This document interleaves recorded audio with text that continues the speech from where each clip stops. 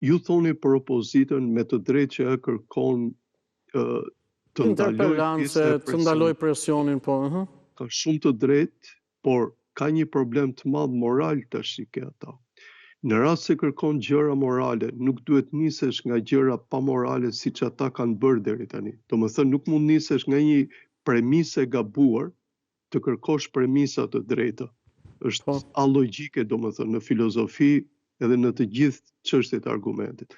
Me pak fjalë, në qoftë se Partia Demokratike do e respektonte Spakun, ju e mbani mend deri tani ata i thonin Skapi. Po. Ashtu vijon, po.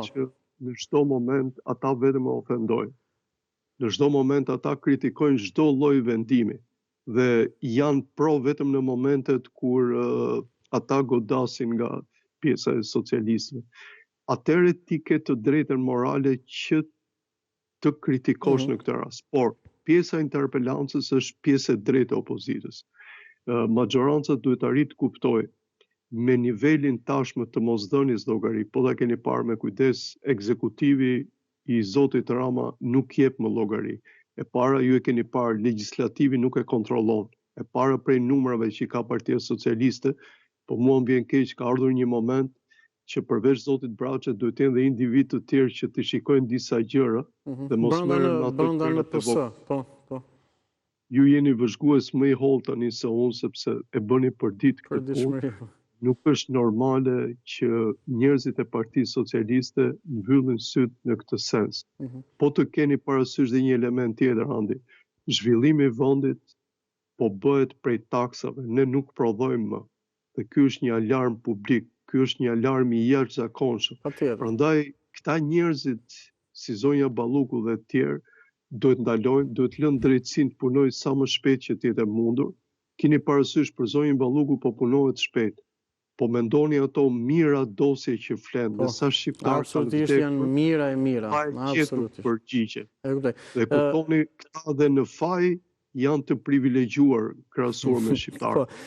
Të lutem, shkurtimisht këtë se do të kaloj edhe tek një tematik tjetër se për 4 minutat e fundit jemi. Këto qëndrimet kryeministrit Rama, ju i cilësoni apo jo presione për drejtësinë? Jo, unë besoj që në këtë rast për kushtetuese. Unë besoj që zoti Rama ka një problem shumë të madh, sepse ju e dini, zonja Balluku është akuzuar për shkelje të së drejtës të barazisë në tender. Dhe tenderi, në mos gaboj, VKM-ja pasaj është kaluar nga zoti Rama. Do të thënë, indirekt e prek edhe atë. Dhe zoti Rama tashmë po shikon realisht se çfarë është kur institucionet kontrollojnë njëra tjetrën. Dhe në mendimin tim, ai e bën mirë punën e tij de jure, por de facto zoti Rama duhet të kishte mirësinë ashtu siç i ka dhënë okay reformës në drejtësi, dhe për këtë meriton dorë torkitje. Nga ana tjetër duhet të jetë kokulur dhe të lëri drejtësinë të bëj punën e vet, sepse drejtësia është një presion të jashtëzakonshëm me sa shikoj.